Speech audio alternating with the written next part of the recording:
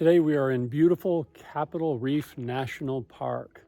Maybe not as often visited as some of the other famous ones, but definitely beautiful in a right all its own. We've just driven down this little side dirt road to this beautiful canyon, just surrounded by towering walls of rock here. And there's a little trail down here we're going to check out and see if we can get some more beautiful pictures for y'all.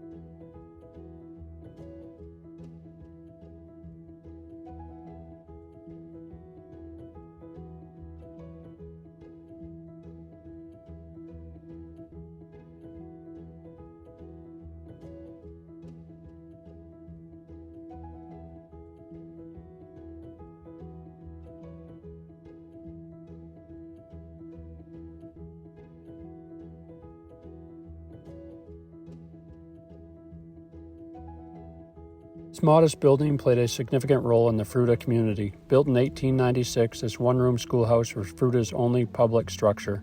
Besides being their only school, it served as a church meeting house, since Fruita's Mormon settlers never had their own church building. The building also functioned as the community center. The students' desks were not attached to the floor, so they could be moved to make room for dances, meetings, church gatherings, and other social events.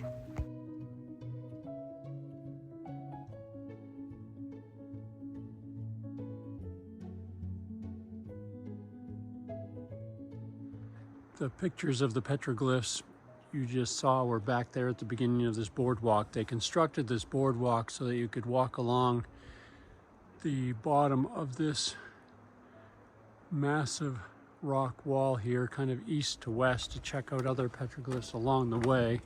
So we're walking down this way and we'll try to find them. They're hard to see a little bit at first, but once you see them, you can't unsee them, sort of thing. So we'll take our time walking down this boardwalk and see if we can spot a few more.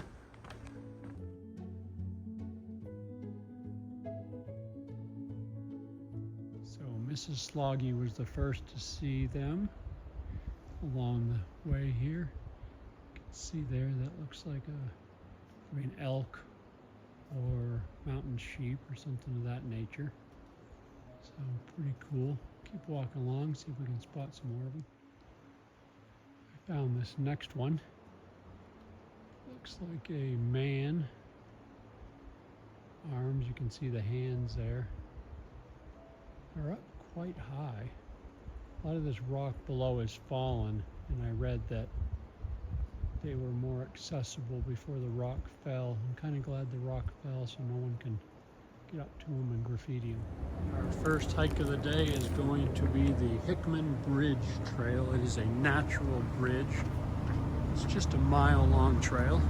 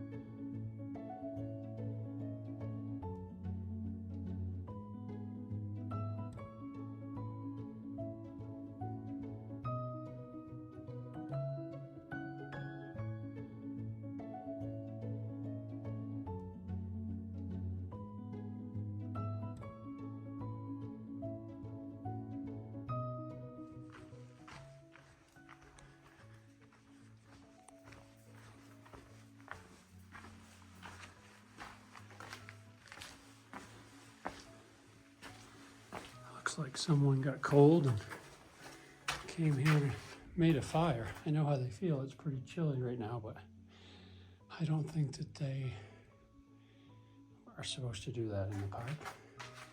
Good little spot for one though. It would warm up quick in here. It's nice and circular and has a little bit of covering. Definitely a park no-no though. So not too much further from that 0.7 sign, you come to another little intersection here, and you can actually do the end of the hike of the Hickman Natural Bridge Trail in a loop.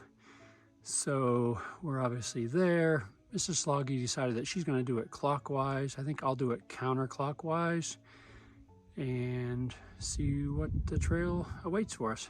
And there is our first look at the natural bridge. That's pretty cool. I don't think that they probably let you up top. We can go right up to it and check it out. The trail goes right under it actually. So let's go check it out.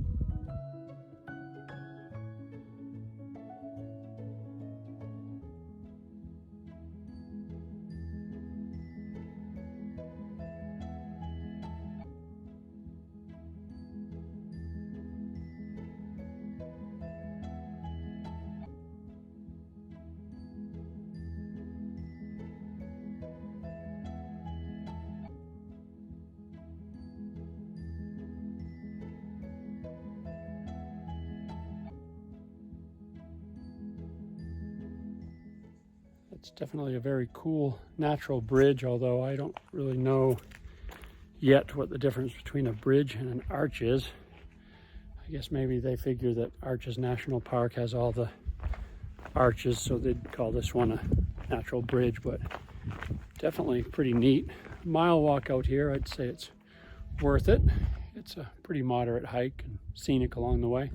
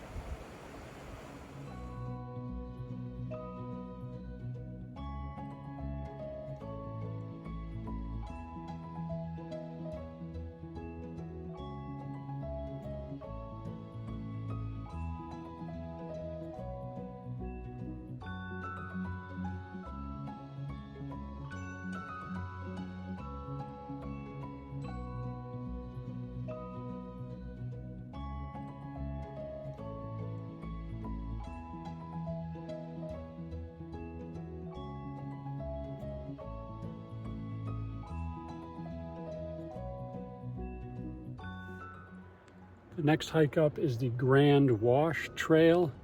It actually goes off of this route here that you take to enter the park right into the heart of the park. And it is a wash. It's when there's flash floods and things, it's dangerous to be in it. They occur very rarely. Do they occur though? It's basically a dry stream bed that you follow up between the cliffs here, so it looks like it'd be pretty cool. It's about 2 miles or so to the upper Grand Wash trailhead where we were earlier this morning, but we'll go a ways. I guess about halfway up, a mile up or so, it gets really narrow, so almost like a slot canyon. So we'll check that out and see how it goes, see if it's chilly, how cold it is in there in the shadows. It's still about 27 degrees even though the sun's come out. But we're dressed for it, so it should be okay.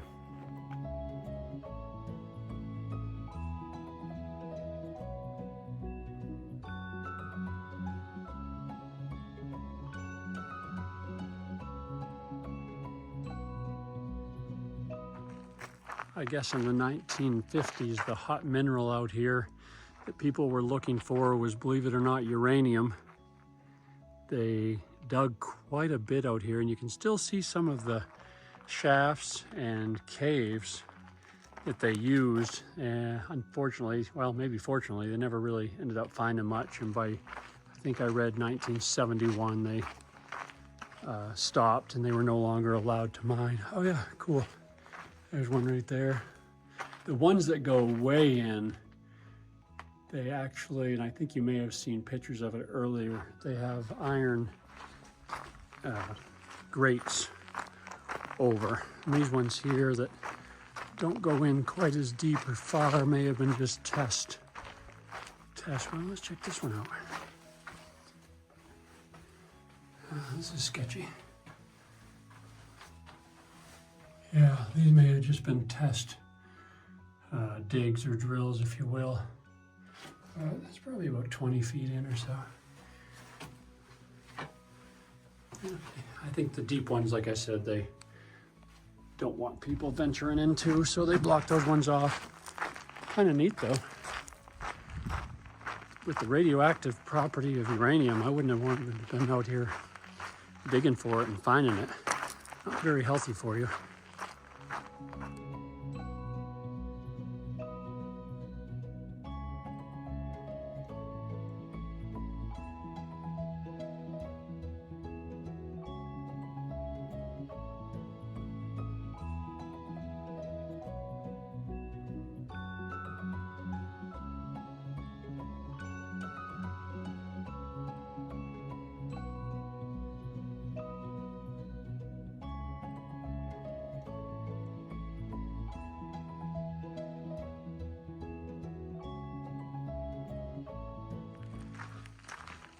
It looks like we are getting to the narrower part of the canyon.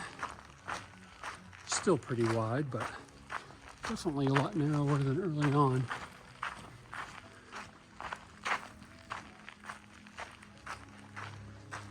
These walls are tremendously high on each side.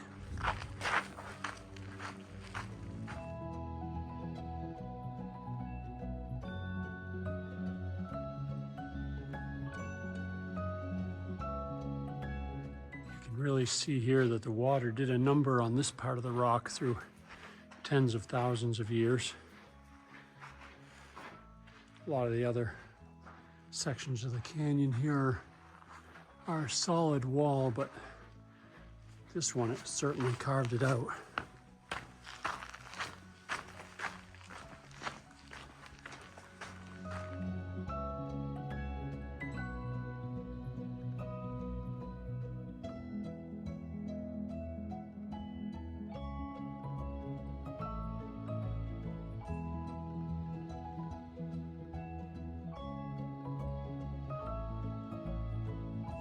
So if you're leaving the parking lot to do the Cassidy Arch Trail, it says that the trail to the arch goes out of the watch in about 0.2 miles, but it's definitely more than that. Just keep hiking until you see this sign right here, and it curves up and around and then heads back up that ridge right there. So just keep walking down the watch until you see that sign up to your left. I'd say probably about 0.3 miles. We were going through the Grand Wash, and Mrs. Sloggy, we made it to the parking lot 2 miles. She decided to hike the 2 miles back that way, get the vehicle, then drive around the park, and I wanted to do this anyway, so that sounded like a good plan to me. So hopefully it's cool up there.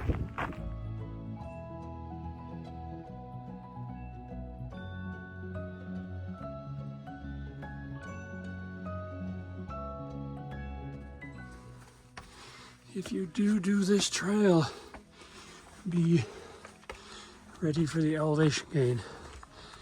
and be ready for a workout. You start out at about, I think the sign said 5,400 feet, and it's about 900 feet of elevation gain, and it comes at you quick, for sure.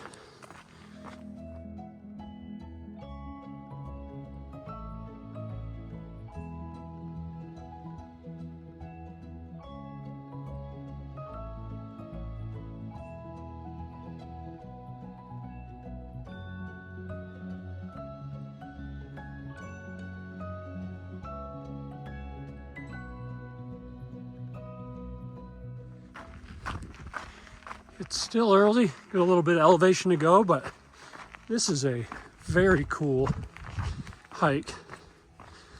I would say definitely in my top 10 of best day hikes ever, and I've done a lot of day hikes. Maybe top 5. It's just, there's so many cool things about it, and some of them probably are things that just I like. I love the open rock hiking, and and just the drop-offs, the views down to the canyon, about 7 different colors of blue sky. I mean, the day's perfect too, right?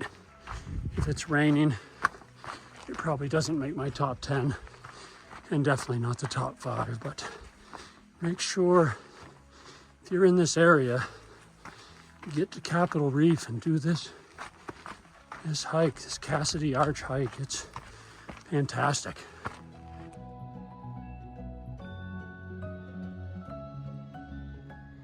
All right, as you just saw from the parking lot below, we're almost at the elevation, I think. I haven't checked Guy, but gotta be getting close. It's flattening out a little bit here. Oh, this looks cool. Back down the canyon. Oh, wow. First look of it right there. That is sweet. I don't know if you can see it. A lot of sun here.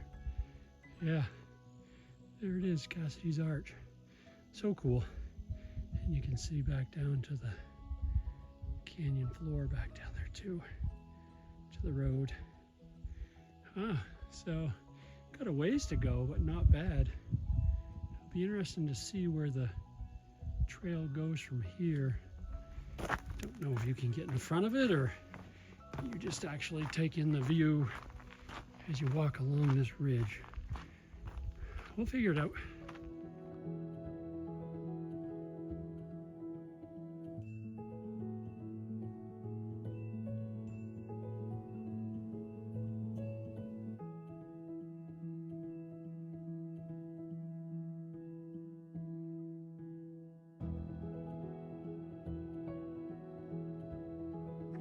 Back in some open face hiking now, open rock face hiking.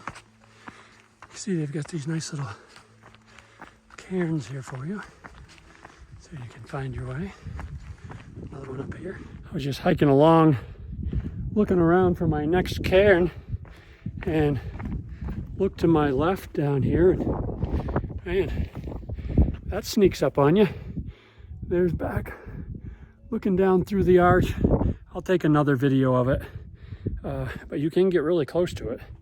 Probably too close, to be honest with you, but I'll get some videos and pictures. But that's pretty cool. You can't see it straight on from up here, but looking down through looks to be a great view for sure. I'll get some photos.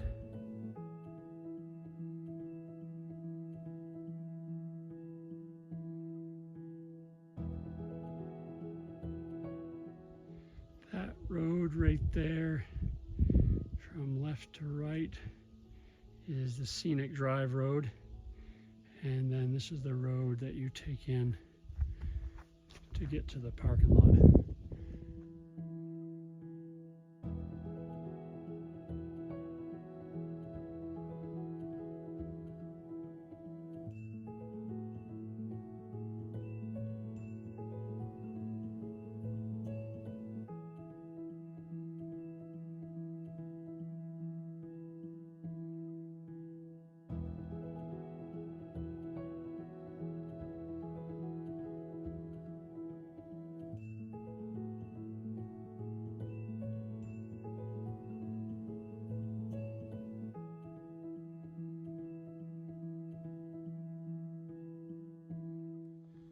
This is something we haven't seen in any of the national parks we've been at. This is a huge, right in the middle of all these cliffs and rocks, fruit tree orchard. I read that Mormon pioneers planted thousands of these trees in this Fremont River Valley area. So on the other side of this orchard, before that rock wall, is a river that provides all of the water that they use to for irrigation for these trees and orchards. They planted a bunch of different fruits here, I guess. Apples and apricots, cherries, peaches, pears, and plums. And the Park Service today still takes care of these orchards. And people come in the summer, and there's a little box right here you can pay, and some of the trees are marked as you pick, and they sell them locally as well. Pretty cool.